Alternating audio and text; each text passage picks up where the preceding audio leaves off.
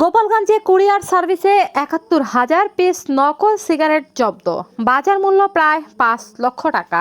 লুৎফর শিকদার, গোপালগঞ্জ প্রতিনিধি।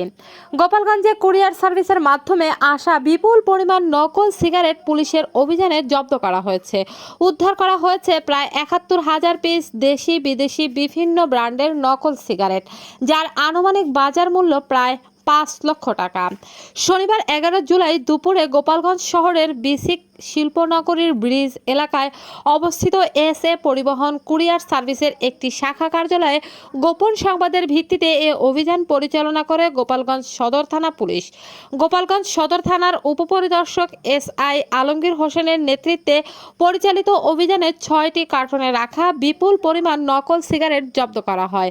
পুলিশ জানায়, সাতক্ষীরা ও খুলনা থেকে গোপালগঞ্জের ৫ ব্যবসায়ীর নামে এসব সিগারেট বুকিং করা হয়েছিল। চালানের মূল্য ঢাকার উত্তরা কার্যালয়ে পরিষদের নির্দেশনা ছিল।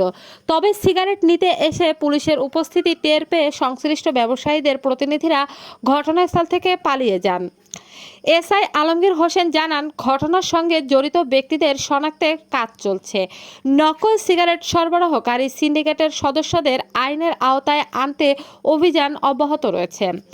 পুলিশ আরও জানায়, জব্দ করা সিগারেটের প্রকৃত উৎস, সরবরাহ নেটওয়ার্ক এবং এর সঙ্গে জড়িত ব্যক্তি বা চক্রকে শনাক্ত করতে তদন্ত চলছে।